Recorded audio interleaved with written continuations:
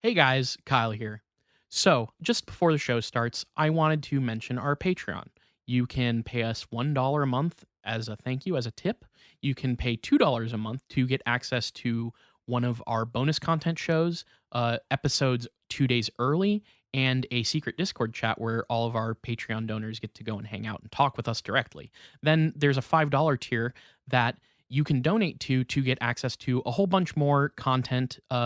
We have multiple bonus episodes on there. So please check it out. Patreon.com/itgetsweird. We don't advertise, we don't make money. So check it out and throw some money if you think that would be cool. Thanks.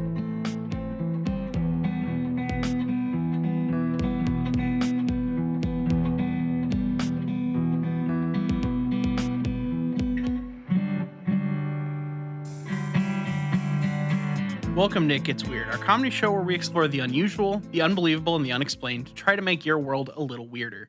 I'm Nile. And I'm Kyle, full of Christmas cheer. Full of Christmas cheer. We did already do we unintentionally did a full-on Christmas episode a couple weeks ago, even though the content wasn't Christmas. But today is actually, this will come out a couple days after Christmas. Yeah, I think the same weekend, because Christmas is on a Saturday. Yeah, like and the then day this goes up. after. Yeah, so the day after, hey, you get to open your presents. You get to eat your roast beast. Yeah. You get to Watch your Christmas movie of choosing. In our household, it is Scrooged or Right. Jingle All the Way. Mine. It would be very You're weird. a big 8 Crazy Nights fan, right? 8 Crazy Nights. Although, I have to say yes to the bit, and that's really hard.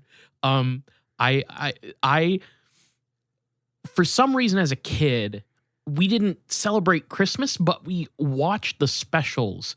I would watch the Christmas specials, especially if they were animated. I was very into that, and I had no connection to Christmas other than everybody around me was doing it. So I was like, you know what? Let's check out fucking Nick and Noel. Shouts out to anybody who remembers that. Or what's another? Frosty the Snowman. Yeah, did you watch Rudolph or? Yeah, I wasn't as into those, but I definitely watched Frosty. I remember very distinctly, and I also remember. But Nick and Noel is one where I don't think I've ever seen Nick and Noel. It's about a dog and a cat. Oh, and I think it's really shitty, but I remember it. I have vague memories of it. I know I watched it, but I think it was just one of those things that it didn't even air anywhere as far as I know. It was Okay. We had a VHS tape of it for some reason. Growing up, I was all about the Johnny Bravo Christmas special. Oh yeah, okay. You know this. Yeah. This is the thing that I do bring Yeah. up. Only when it's timely, about once a year. But it's how Donny Osmond, Johnny Bravo, Susie, they all have to help Santa Claus deliver presents because they crash into the fucking sleigh or reindeer or some shit. I vaguely remember. It's very. They also there's a whole subplot with a whole circus worth of animals that all talk and stuff. It's absolutely buck wild. I should rewatch some Johnny Bravo. It's been many years, but the one that I would always try to catch was the Rugrats Hanukkah special. Yeah, that one was a big deal to me too. That was insane as a kid to be oh my god, they're saying Jewish stuff. I think TV. that might literally be my first actual exposure to Judaism. Interesting. That's a good way to start. Yeah. The Passover episode and the Hanukkah episode. Yep. Grandpa fucking Pickles talking about all that stuff. I forget the line, but I remember as a kid, my parents laughing at the line where the grandpa's I think it was the grandpa. The grandpa's the real miracle of Hanukkah is that our ancestors ate matzah all this time and still they survived and stuff like that. Yeah. Just little Jewish things. That was kind of nice to see. But anyways, I've derailed long enough with some holiday cheer. What have you got for me? So Kyle, today we're this may not at first be oh, that's Christmas. But we're going to talk a bit about a UFO cult today. Okay, well, now you see Die Hard and you don't immediately go, well, that's Christmas. Not immediately, I get. Well, maybe you do. I don't remember. Yeah. But it is in the Christmas canon of movies, so I'm assuming that you're going to kind of draw me in and then hit me upside the head with some Christmas at some point. Yes. So this actually is a UFO cult that they were supposed to get, not to get ahead of ourselves here, but they were supposed to get picked up by aliens on Christmas. After a couple of, you know how every one of these things, it's oh, something's going to happen on the fucking 17th. 17th rolls around. It's probably the 18th. It's Probably the 21st. Oh, it's on Chris. Like this is one of those situations. Okay, so they were bouncing around from holiday to holiday or something. Like Uh, it's going to be on President's Day. I swear to God. No, it like all of the things take place within about a week of Christmas. It's kind of Okay. the lead up, and then there's a whole fucking post Christmas. There's a whole other thing about this that I was going into this. I was like, okay, is there something I can find for Christmas? And I found this like, oh, Christmas UFO thing. The person's name is Dorothy Martin. This is like a space a boilerplate like Space Brothers like using Christian lingo and stuff as a UFO cult. This was a smaller UFO cult in California, I believe. No, sorry, she goes California later. The original place is in Oak Park, Chicago. So we're in Midwest here. This sounds really familiar to me. I may have read a little bit at some point. Well, later on, you might have come across Dorothy Martin's name because she does get involved with the famous in our circles person. I always forget his actual full name here. George Hunt Williamson. That also sounds familiar. Yeah. So we'll get to that later. But let's start with we're going to start in Chicago in 1954. Okay. Good year. There's an article about a Michigan doctor named Charles Laffed who was predicting all of these things: a tidal wave, volcanic action, a rise in the ground extending from the Hudson Bay in California or in Canada to the Gulf of Mexico, which will seriously affect the center of the U.S. Now, for some reason, I have California on the brain. I really don't know why. That was Canada. I think you just need a vacation. I think I am technically on vacation right now. Just drive on out. Yeah. So Dr. Laffed is in reality a spokeswoman for a 54-year-old housewife named Dorothy Martin who lives in Oak Park, Chicago. She would receive communications from space. Dorothy did? Dorothy did. Okay. Dr. Laffed, you know how like a lot of like Mary Shelley's works were published under her husband's name? Yes. This is unfortunately a little bit one of those situations where Charles Laffed was like, because he was a doctor and had like, he was kind of he was involved in the UFO stuff here. We were so sexist we couldn't let a woman handle the crazy UFO cult shit for herself. It's initially a little bit like that's crazy. That is not like 100% written in the text of the stuff here. Sure. But I feel like there is that undercurrent to it that like they were using because they could put Dr. Charles Laffed, that it was like, oh, that lended some legitimacy to it. Yes. Sure. Okay. Lended some legitimacy to the claims of like apocalyptic turmoil. The version of that today is to have like a doctorate in like literally anything at all.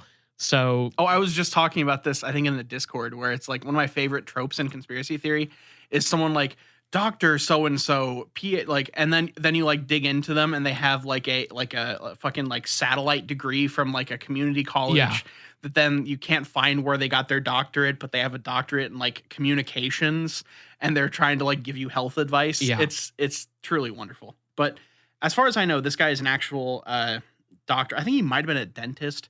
He is in the medical field. Dorothy Martin would get these communications from outer space from the planet Clarion, which she claimed was hidden behind the moon. Now,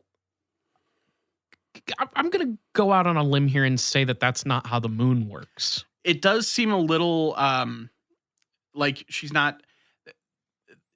It doesn't seem like she quite has orbits locked down there. Or maybe this planet just like is sentient and is like living behind the moon intentionally. Like there has to be some level of intentionality there for this to make any sense. But that was the claim. Okay. So her prophecy stated that there will be much loss of life, practically all of it in 1955. It is an actual fact that the world is in a mess, but the Supreme Being is going to clean house by sinking all the land masses as we know them now and raising the land masses from under the sea. So this ties in a little bit to like your Lemurias and stuff like that. Basically, we're all going to get dunked and a lot of people are going to die, and we're going to start over. Is effectively the claim here. You know, one of the other things that like I kind of had a sense of even before we did this show, but this show has exposed my brain to more is that just how not together our shit, and by our I mean humanity, has been for like so long. Like just we've been doing the apocalypse cult shit for so long now. Yeah, and like especially when you look back, like people like to be nostalgic for times gone past because, you know, yeah, they white people. Yeah, but like it's when you really dig into it, it's like, no, we didn't have anything more together back then. Things were just cheaper. I straight up was earlier today having this conversation. I can't remember who with. It was just like one of my friends was saying like how fed up they were with technology and dealing with all the bullshit. And they're like, I wish I wasn't born in this time period. I wish I was born earlier. And I'm just like, if you really dug into that thought, you would not feel that way. 100%. Like, yeah. You just want to go move out into the woods and just not deal with other humans. That's what you want to do. Yeah. You just want to go live where you can't get like broadband internet. Right. That's fine. Right. So Martin was seemingly a student of both Scientology and Theosophy. Oh boy. Here we go. And Lawford was more into like mysticism, UFOs, and was also a former Christian missionary. But they had created kind of a new pseudo-religion cult kind of thing that borrowed from Christianity, Scientology, atomic age science fiction, and Paradise Lost. Oh, this sounds so familiar. Yeah.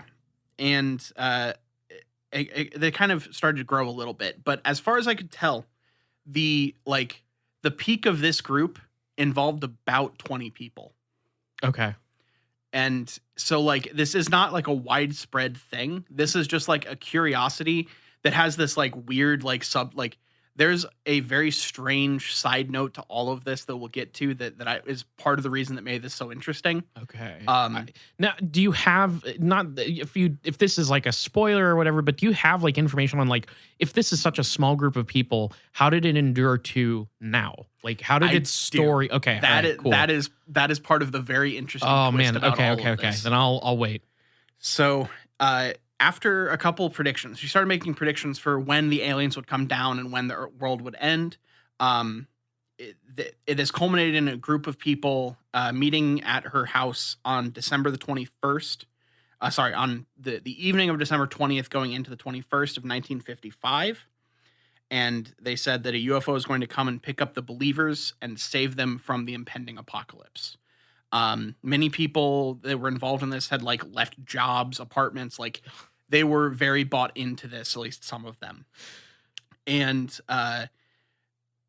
they actually, this is like, and what makes that even more fucked up is this is like the fourth prediction that she made for the date that this was going to happen. But people were like very bought into this. Like the first time I think was on the 17th, then the 18th, and then like I think there's one more, and then the 21st. Like this was like a recurring prediction that would just roll over and over. Okay. There is so the thing that I mentioned with my friend, which like no shade to him, I get what he's talking about, but who's just like, I want to live in an earlier time period. And I'm like, no, you want to move out into the woods. I'm going to go ahead and say that there's the same mentality happening in these people where they just like up and quit their jobs to go join the UFOs that are going to take them away. Yeah. Like you just are so desperate for an escape from life. How else do you read that? Yeah. It really is like there's so much of just like, I want an escape. And I don't know exactly where all of that comes from other than, you know, my own frustrations with day-to-day life. But like this is I guess this really dawns on me is like this feeling hasn't gone away. Yeah. This was in 1954 and 55. Like people have felt this way for a long fucking time. 1955, you're sick of the grind. You're sick of playing hoop and stick because. What you just, they did have TV back then. But they had like two channels, so they watched somebody on TV they were play sick hoop of and watching stick. Johnny Carson. Yeah, they were over Johnny Carson. It's all this. I'm sick of the shit. Yeah. So Martin would describe the kind of messages she would get from the Guardians and like how that happened like this. I felt a kind of tingling or numbness in my arm and my whole arm felt warm right up to the shoulder.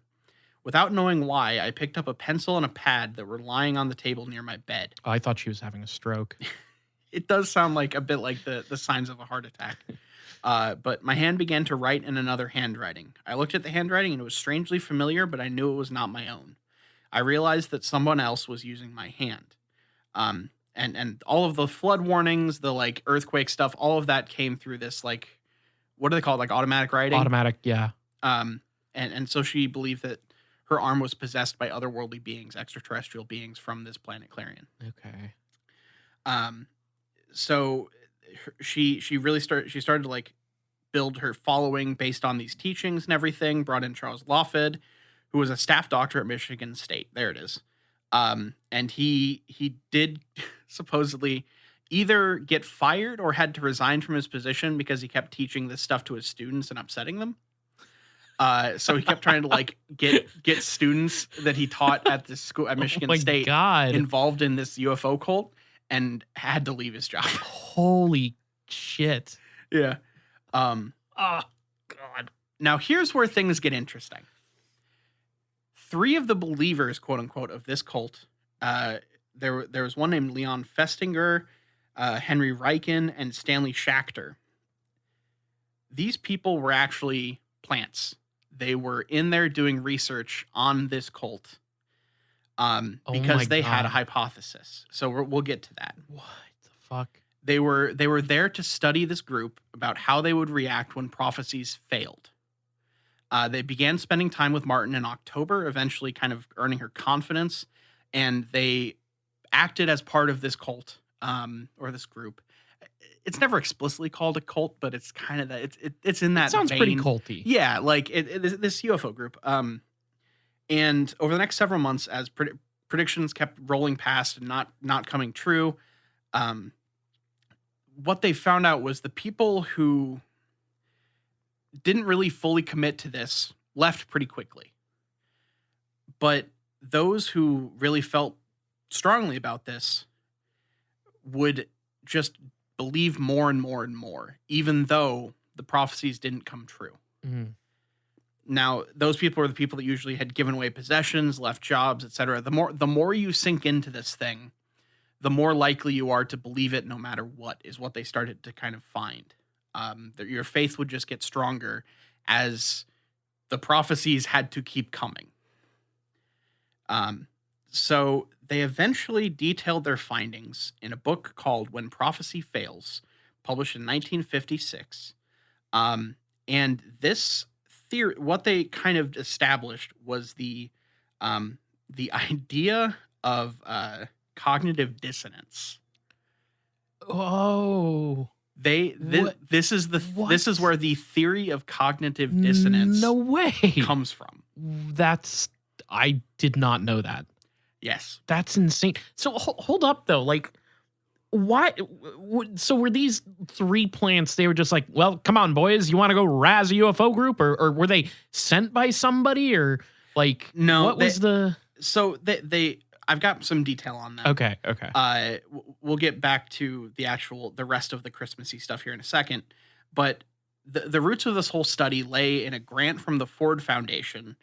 Festinger was trying to study and integrate his work in mass media and interpersonal communication with this kind of budding theory of cognitive dissonance that kind of came from a report about a 1934 Indian earthquake. Festinger was really interested by rumors that kind of spawned after the earthquake, where people just assumed an even worse earthquake was coming. He basically theorized that these rumors that started after this earthquake were a coping mechanism in order to deal with their current anxiety. Basically, the population was filled with grief, and a greater future tragedy was imagined or anticipated so that the current situation wouldn't look as bad. And this is the foundation of the theory of cognitive dissonance. Oh my God, dude. So they looked into it there. This is where the theory came from. And then they tested that theory by joining a Space Brothers UFO cult in the 1950s to see what happens when the prophecies fell through. USA.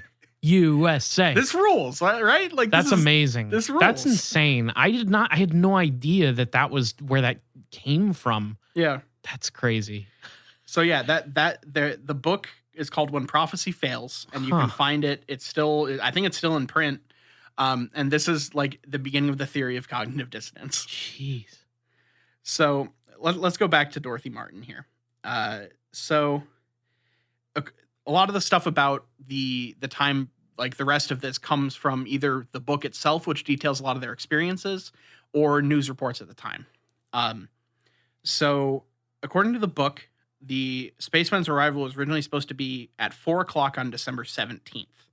The believers had to remove all metal from their bodies, which was, quote unquote, an act considered essential before one might safely board a saucer. At one point in the evening, Martin went into the backyard and was looking up at the sky. After 10 minutes, she just abruptly returned to the living room, and believers kind of started to trickle out until just the core amount were left by about 5:30. Okay. Now, so did the UFOs have their own version of like a 9/11 they were coping with, and that's why they needed to put people through the metal detector? Like what? I don't exactly like this just feels like one of those every UFO group like this, every kind of like cultish group has to have like some weird something that just like is their kind of weird belief that is almost like a buy-in, and that's how it reads in my head of like, oh yeah, that's like we think you need to do this. This is the purity that sets us apart from the rest of people, you know? Yeah. No, I completely understand what you're saying. That's never thought of it that way, but that's honestly a really good point, especially with these UFO cults. Yeah. And UFO groups that in this vein, I guess. Yeah. It's like the first thing that you have to get past to buy into the whole idea is that like, if you wear metal, you can't get in a UFO. Yeah. Why? Because. Yeah. Wow. Okay. Yeah. Got it. That makes sense. So as they kind of started to discuss what had gone wrong, eventually they landed on the explanation that this must have just been a practice session. And I quote, "The saucers would indeed land when the time was ripe, but everyone had to be well-trained, well-drilled actors so that when the real time arrived, things would go smoothly. The spacemen were not testing their faithfulness, but were simply unwilling to leave any possibilities that their human allies would make a mistake." So that's straight from when prophecies fail. So this is like the fact that these people were in the room as these discussions were happening is fucking fascinating. That's crazy. These people walked so QAnon could run. I mean, the like we talk so much about like what does about wanting like skeptics to be involved in like and like be part of the situation so that you can get a better read on it. This actually happened. That I kind of want to read this book. I might try to hunt it down at like half price or something. Yeah. Because it seems like it would be fascinating. So on the night of December 20th, Dorothy Martin's husband, who I guess wasn't a part of the UFO cult, just basically went to bed while the group continued to await for a UFO to come down in Oak Park, Illinois. At midnight, the group was so nervous that no UFO had appeared in Dorothy Martin's backyard. And by 2 a.m., they got even more worried. Finally, at 4:45, Dorothy Martin had another prophecy, and I quote, that the world had been spared because of the faith of their group. So here's what Martin said. "And mighty is the word of God, and by his word have ye been saved. Far from the mouth of death have ye been delivered, and at no time has there been such a force loosed upon the earth. Not since the beginning of time upon this earth has there been such a force of good and light as now floods this room." What is she doing this for? What is she getting? Like, what does she gain out of this? Is it just like this, just like semblance of control? Or are they like giving her money? I didn't find a lot of like, she does start an organization later in life that has like a newsletter, but I couldn't find like a big monetary gain here. Like there wasn't, this really just seemed like a pure like seeking purpose through belief kind of thing. Sure. I didn't really find anything menacing about Dorothy Martin, who in the book is named Marion Keech, so you might have heard that name.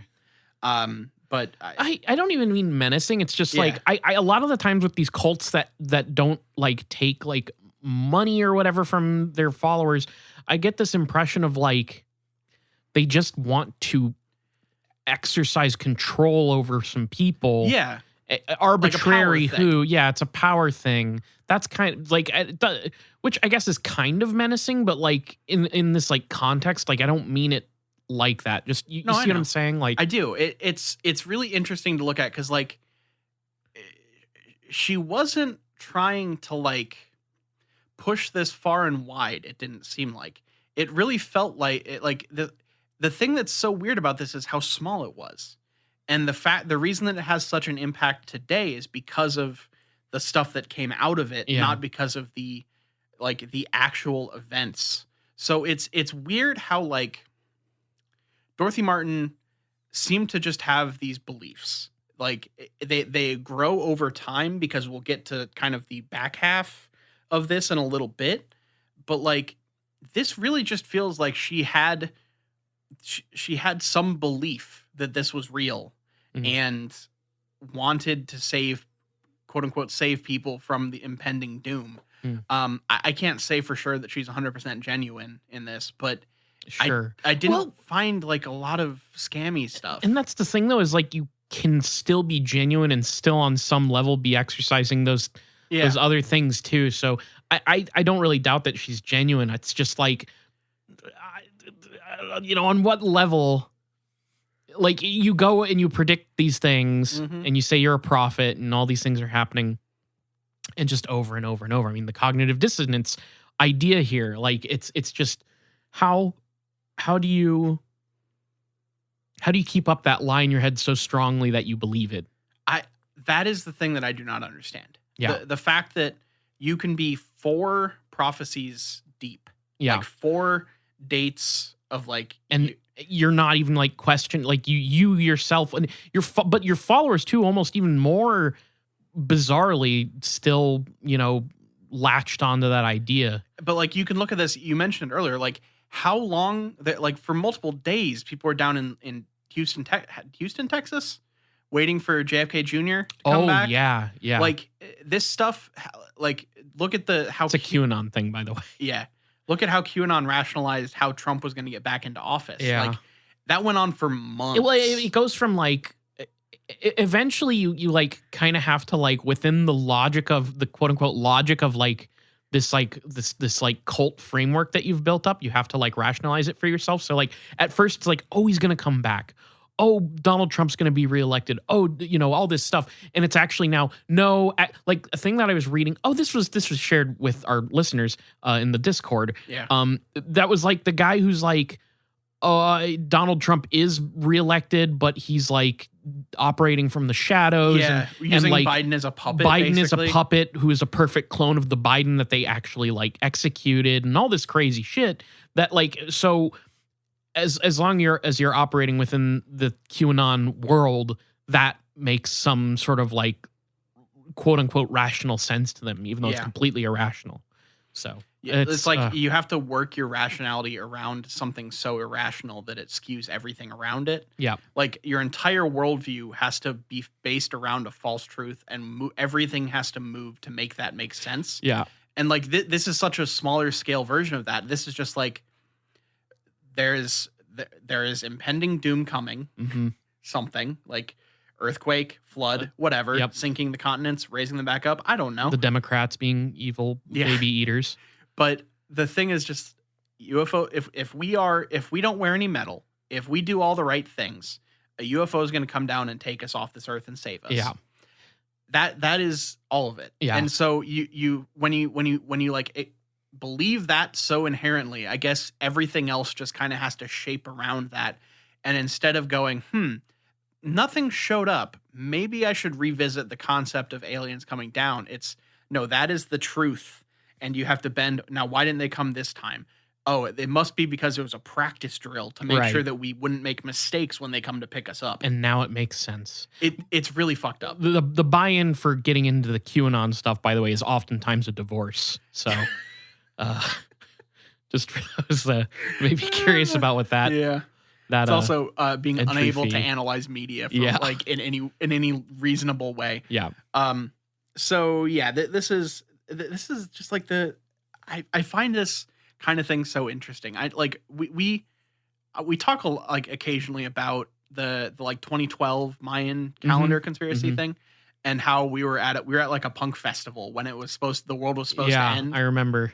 And so like bands were kind of referencing it all day, and like that it's so surreal to have like a bunch of people, no one really believes it's going to happen, but there's just this like moment where it's like, well, if something does, this is fucking weird. And then the moment passes and you're like, oh, this is out. Yeah, of course. There's no reason Yeah. why I should have ever believed this. Yeah, I mean, it's like that. It's the social ubiquitousness of it at a certain point where it like everybody else is talking about it and referencing it. So like it's in your head. It's nested. It's broed in. But Well, I think once Roland Emmerich makes a movie about it, you can kind of just write it off, which means that it's coming soon. I think it's called like Moonfall. Have you heard of this shit? no, oh my He's god, what? he's making a disaster movie about the moon coming and hitting Earth, Okay, or like coming into Earth and the poles flipping.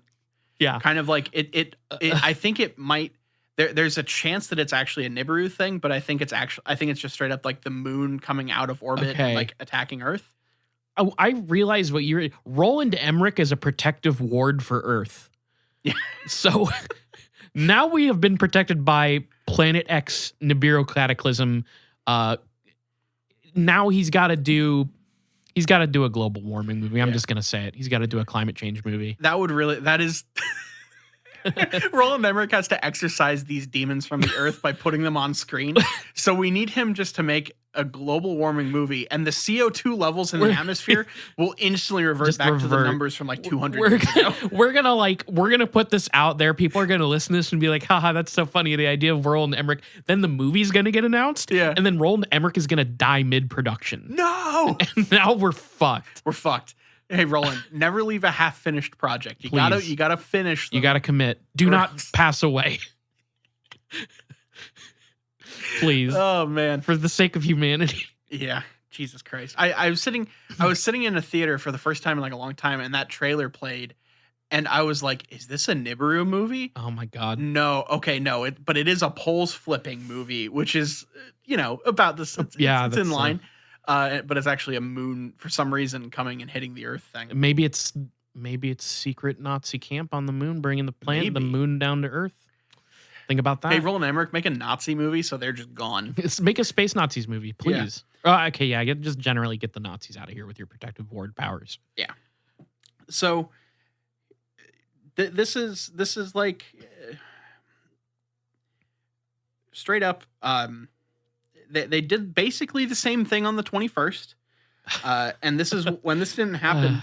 They started to kind of call newspapers and press to tell everyone that they had been saved from destruction. Basically, because the UFO cult was so pure and good, they caused the cataclysm to be reversed and not happen. Like straight up, that is the claim. Dorothy Martin states that her group had believed so hard and was so good and pure that this apocalypse was averted and aliens didn't even have to come and pick them up in her backyard. So they started to go out and tell all the press. Soon they were out on the streets kind of evangelizing and trying to get people to join this UFO sect and everything.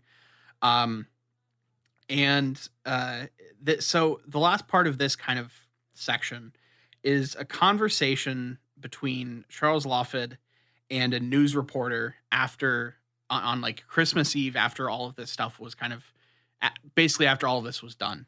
So here's some fun nonsense here. So, Charles Lawford in this book is referred to as Dr. Armstrong. They give them pseudonyms to like protect them and all that kind of stuff, as you're supposed to do in science. Okay, sure. So Marion Keech and Dr. Armstrong are Lawford and Dorothy Martin. Dr. Armstrong, I wanted to talk with you with reference to this business about, you're calling the paper to say you were going to be picked up at 6:00 this evening. I just wanted to find out exactly what happened. Didn't you say they sent a message you should be packed and waiting at 6 p.m. Christmas Eve? No. No? No, I'm sorry, sir. Weren't the spacemen supposed to pick you up at 6 p.m.? Well, there was a spaceman in the crowd with a helmet on and a white gown and whatnot. There was a spaceman in the crowd? What? Well, it was a little hard to tell, but of course, at the last when we broke up, why there was evidently a spaceman there because he had his space helmet on and he had a big white gown on. Well, it was a little hard to tell. I had been drinking. Yeah. we made some wassail for the pickup night. And what did he say? Did you talk to him? No, I didn't talk to him. Didn't you say you were going to be picked up by the spacemen? No. Well, what were you waiting for out in the street singing carols? Well, we went out to sing Christmas carols. Oh, you just went out to sing Christmas carols? Well, and if anything happened, well, that's all right, We live from 1 minute to another. Some very strange things have happened to us. What the fuck? This guy sounds like he got caught dealing drugs by a cop. I'm so confused. Yeah. But didn't you hope to be picked up by spaceman, as I understand it? We were willing. Uh-huh. Well, how do you account for the fact they didn't pick you up? Well, as I told one of the other newsboys, I don't think a spaceman would feel very welcome in that crowd. Oh, a spaceman wouldn't have felt welcome there? But he would. No, I don't think so. Of course, there may have been some spacemen there in disguise, We couldn't see. I think that's quite possible. A helmet and a gown? Disguise? Yeah. What the fuck's happening right now? Well, because they didn't get picked up and because they averted planetary cataclysm, they started calling the newspapers and singing Christmas carols. Wait, weren't they out originally distributing like stuff about the UFOs? Yes. And then they pivoted to Christmas carols when it didn't work out.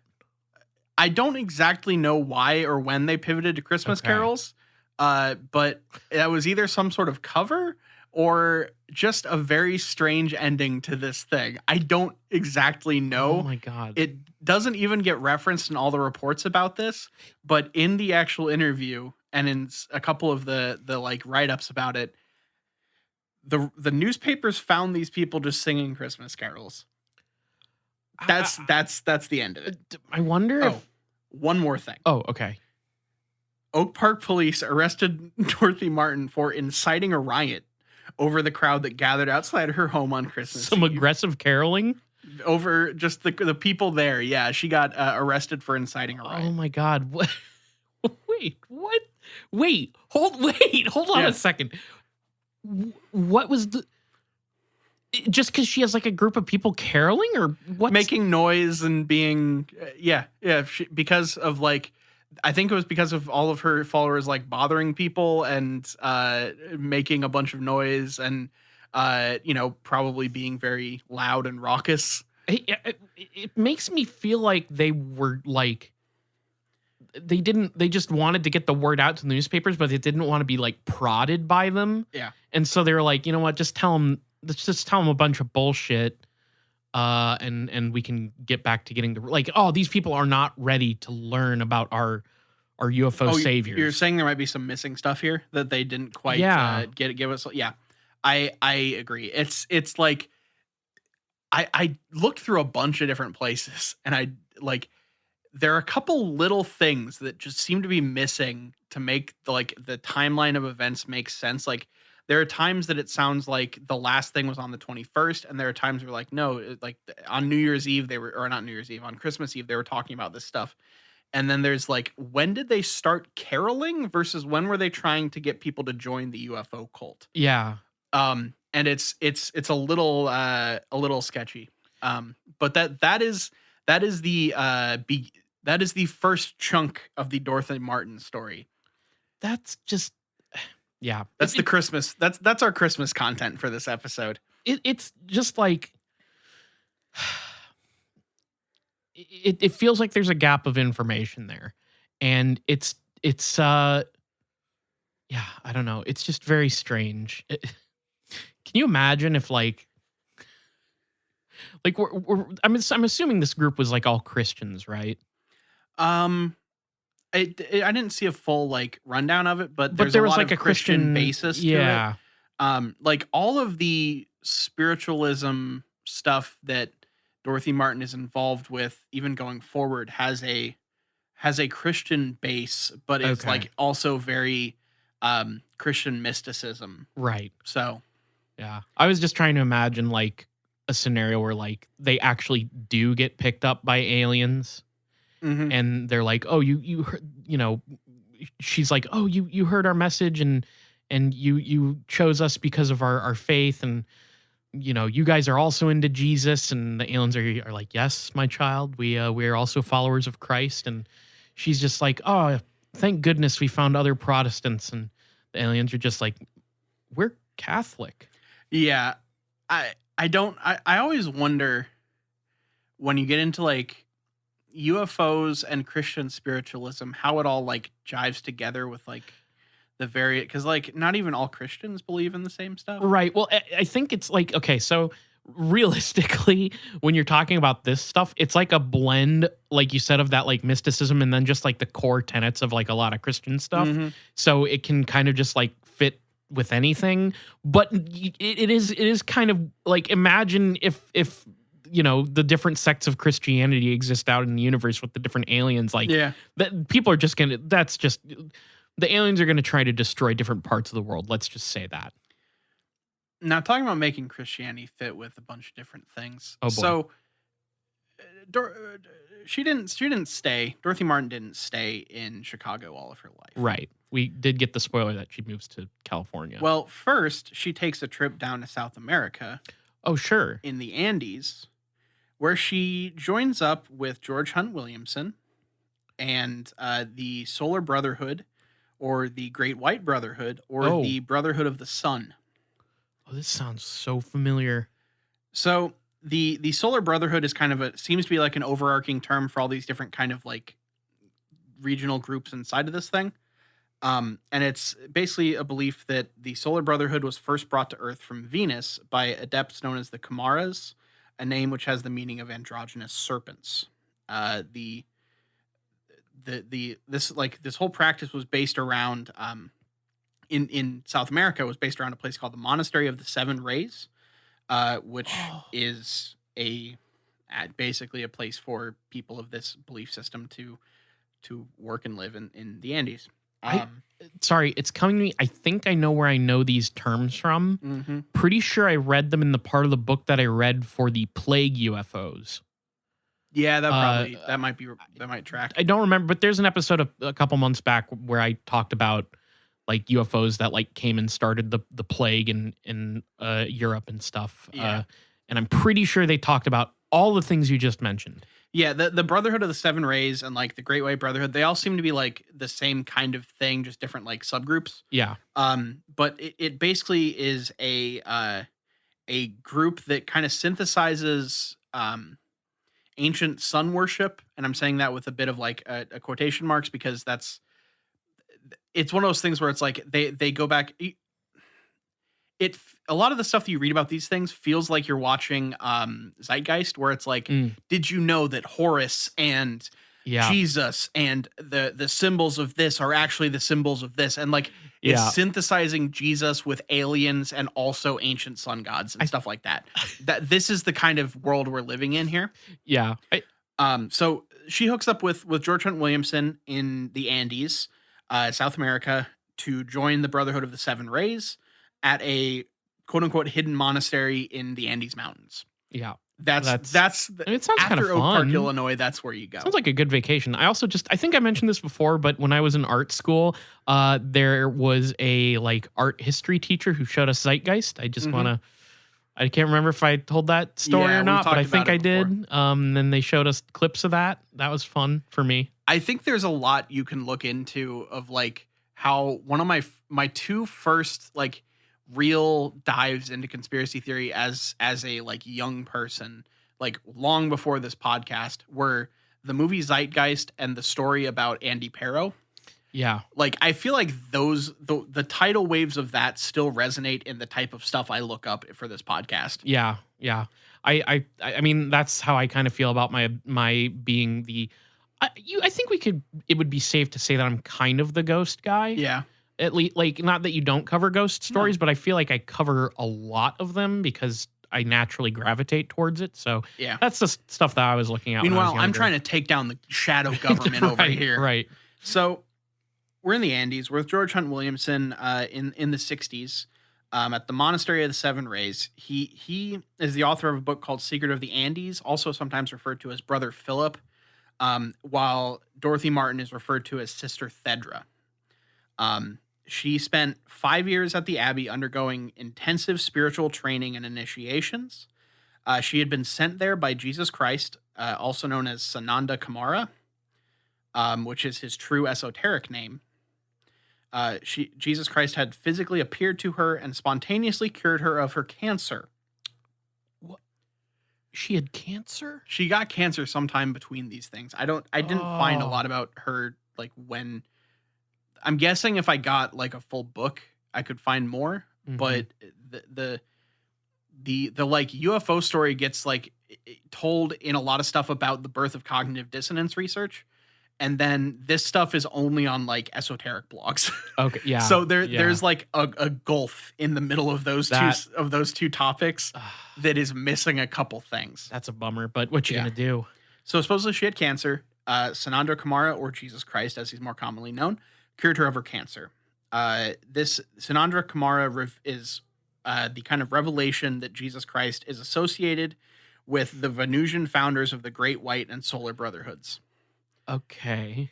Yet again, getting into Christian esotericism, and Jesus is an alien guy. Yes, involved with Venus. Okay. So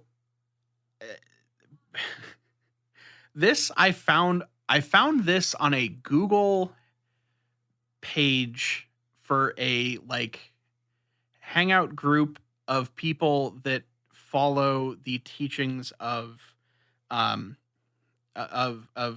Sister Thedra, Dorothy Martin, and this is like a writing about how Jesus appeared to her. Now they do this weird thing where they like kind of censor a bunch of weird words like channeling and cancer. So it reads very strangely, but here is basically what this says. So Sister Thedra and the phenomena of channeling. Authority to use the name of Sananda was given to Sister Thedra when Jesus appeared to her in the Yucatan and cured her instantly of the cancer that had taken her body over. Further, he allowed a picture of his countenance to be taken at the time that she might realize the occurrence was more than a dream. Now, the author of this wrote, I was told by my teacher and guru, Morel Fagot, that Thedra had a large format camera called a 620, if I remember right, and had bellows on it and folded out. She used this to take a picture of Sananda. Morel said that she got some real good pictures with that camera. I haven't seen this picture that Thedra took, or I have seen this picture that Thedra took, and Sananda didn't look very handsome. He just looked like a normal person with not too long of hair, and he had very dark skin. So Sister Thedra supposedly had a fucking like snapshot of Jesus Christ that I guess exists in a monastery in the Andes. I don't really know. Can you imagine her hanging that up over the mantle at home and somebody's just like, oh, who's that? They don't look like they're in your family. Oh, that's Jesus. So eventually she moved on from Peru and traveled to Mount Shasta in California. That's where she ended up. We're aware of Mount Shasta. To found the Association of Sananda and the Sanat Kamara. This is basically where she spent the rest of her time, was writing a newsletter about the coming changes to the earth that we need to be prepared for, and the kind of ways to heal yourself and be ready for the changes and like how all that works. She basically got really hard into like new age esotericism, and this and like channeling and everything. She founded this association, and eventually she settled in Arizona for a little bit and then moved on to Mount Shasta.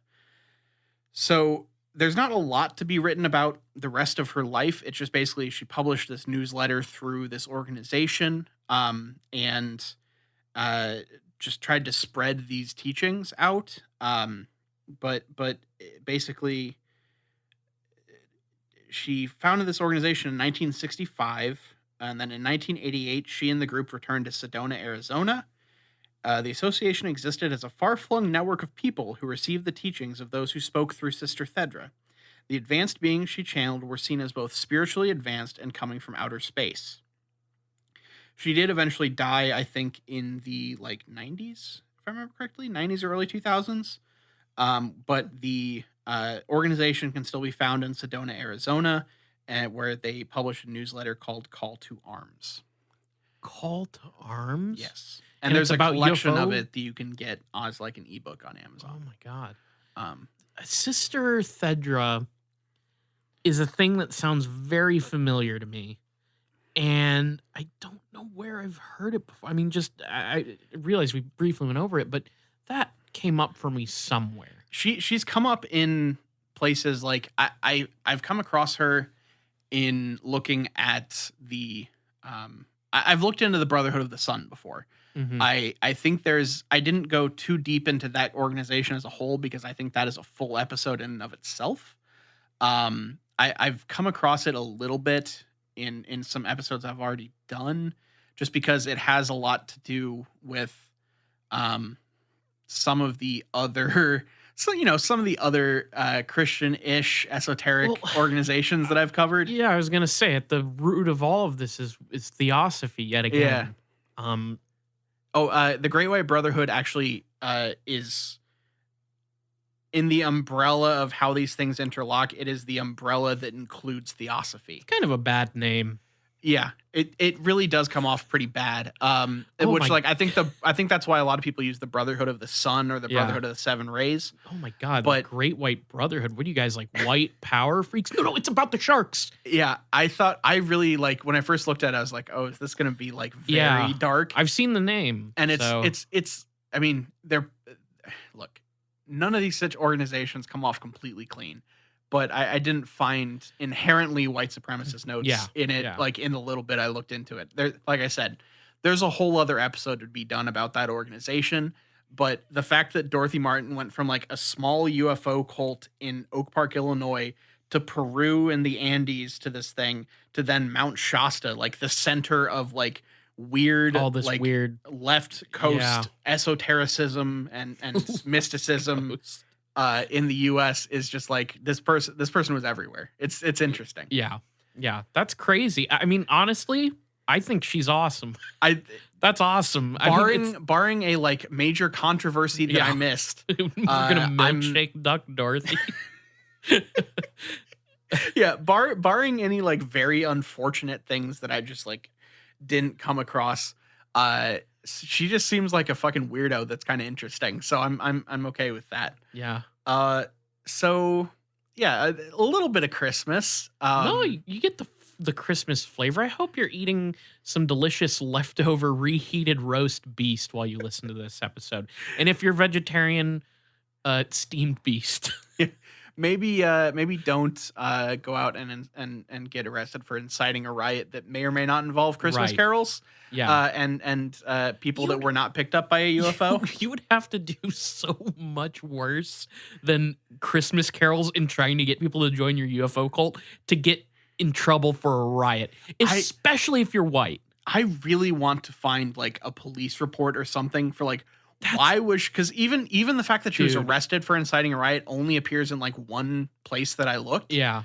So like that was a late addition to my notes as I was trying to fill in some gaps. So I would love to find more information on that. This is the shit where we would have to like go to Chicago, find a library near where she lived, and like scour their physical archives. There's like no other way to get that info, unfortunately. Or maybe we can submit a Freedom of Information. Ooh, that's a great idea. That's such a fucked up idea. I love it. Yeah.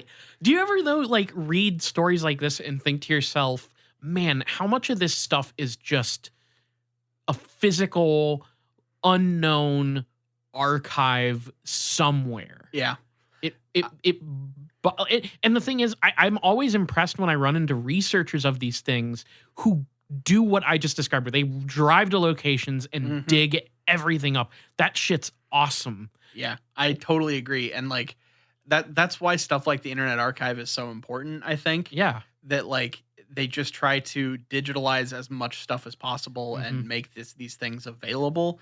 Now, I didn't actually use the Internet Archive for this episode, but I still firmly believe that it is a force for good. Fuck you, Chuck Wendig. Oh my God. But that's a whole other thing. So I don't know. That's basically the story of Dorothy Martin. Um, and I guess that'll bring us to our big question. Yeah. The thing that stuck out to me while doing this research is the phrase that aliens only want to pick up well-drilled actors.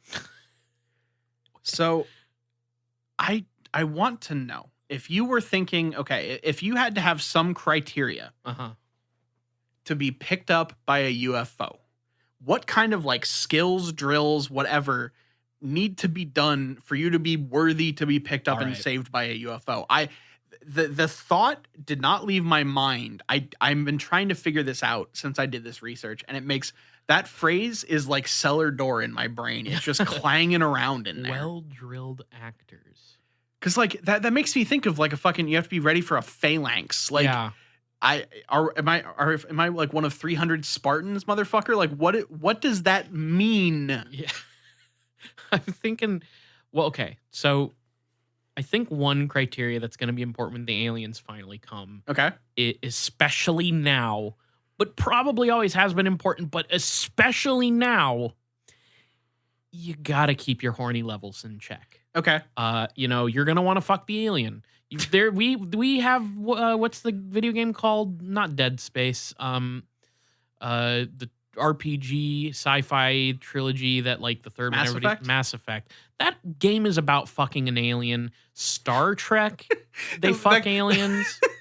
That game has a single subplot where you can fuck an alien. That's all I know about the that entire game. series is about fucking aliens. That's the only thing I know about that game. That's all. Yeah. That's the only thing I've ever actually like heard about it. Yeah. So, Star Trek, they're always fucking aliens all the time. In Star Trek, aliens are basically a human that's been painted a color and has a single prosthetic. Yes, but in the kayfabe, Nile, okay, they fair. are otherworldly beings that have otherworldly Holes traits. unknown. Yeah, exactly. So you're gonna have to be able to keep those levels at least mid. Don't get too crazy with it. Don't start hitting on a Venusian as soon as they land. You gotta get to know them before. Learn how to incorporate a batleth into the bedroom. Wine and dine them first. Come on. So that's going to be an important one, I think. Another one's going to be, oh man. I feel like, is there like a fashion element to this? Like, do you have to be like, because I feel like. Leotards. True. I feel like aliens are almost always delineated by some weird garb that they're wearing. True. So like I feel like wearing certain types of clothing might like scare off aliens. Well, you know what? I think one of the things that's going to happen, and this is just based off of like a lot of the books that there is a particular, I couldn't pin down in what era of alien abductions this is. But I remember when I was a kid in the early 2000s picking up books on UFOs and stuff from the school library. There were a lot of stories that freaked me out because it oftentimes involved the person being abducted, like strapped down and nude. Yeah. So I'm going to go ahead and say, that's the UFO probe generation. Yes. Well, this is going to really conflict with step one. Okay. But you're going to have to be nude. Okay. So that's enough. That's until they want to like inspect all your nooks and crannies for metal. Okay. Before they can take you on. And then, and again, I realize for some people that's going to make that whole situation really tough. But so do you think if you have like a metal plate in you or something, you're just like fucked if aliens are trying to if you save have us? a pacemaker and you get abducted by an alien, you will come into the vessel exploded. Okay. Yeah, you're done. It'll turn you inside out. Yeah. I think that's fair. It'll be like if you put metal in the microwave. Yeah, pretty much. That's why they can't wear metal. You have to pass through like microwave radiation on your way into the UFO. You become riddled with so much radiation. But you definitely don't want to explode from having metal in you. So those are going to be my two. The third step is I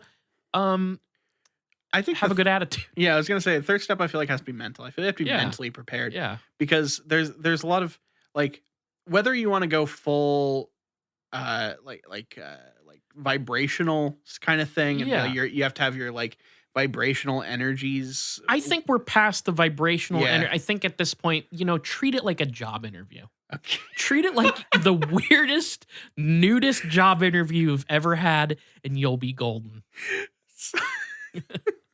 So what are your biggest weaknesses? I'm so fucking horny right now. I think I want to be abducted too badly.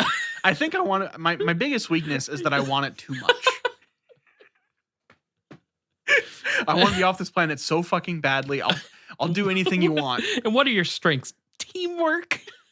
What are your strengths? I want it really fucking bad. Just same answer for both. Your strengths are your weaknesses. Your weaknesses are your strengths. Fuck yes.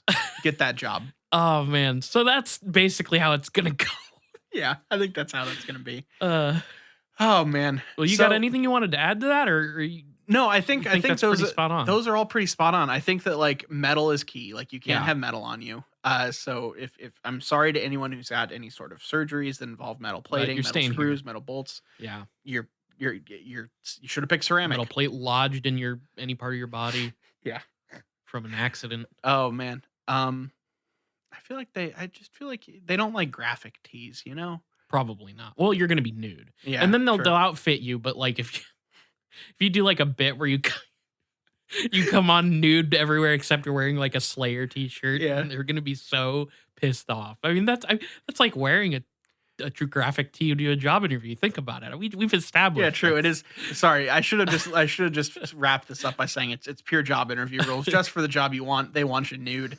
So this has been a holiday episode of It Gets Weird. Let's go ahead and take care of some business. Yeah.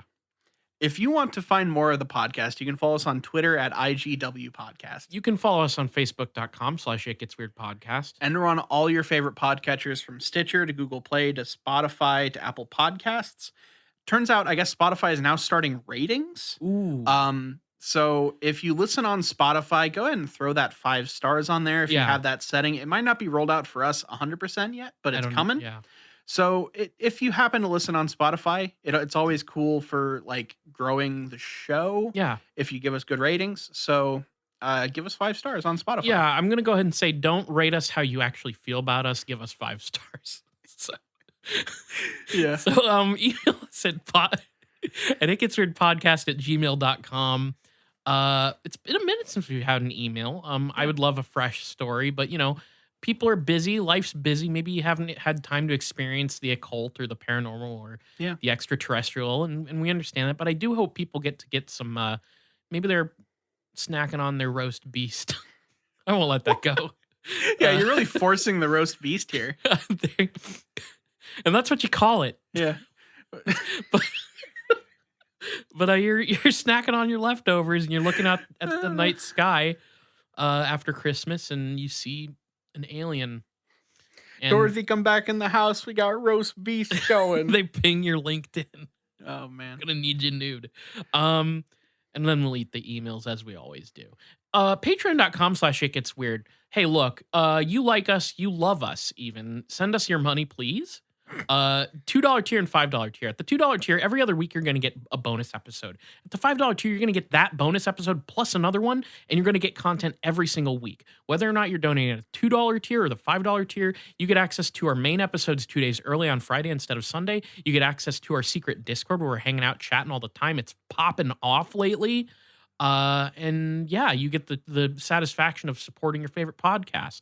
There's also a $1 tier if you just want to kick us a tip once a month. Say, hey, I like what you do, but not that much. So go ahead and donate to patreon.com/itgetsweird. We would love it if you did. If you can't, we understand, but please tell your friends, tell your enemies, tell your congressman all about It Gets Weird.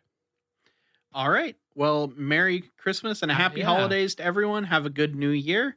Let's hope 2022 is at least different than 2021. And on that note, this has been It Gets Weird. Is this the final episode of the year? Yeah. Okay. This is I'm Kyle unpacking the stocking. And I'm Nile, and I'm filling that stocking back up. Damn it.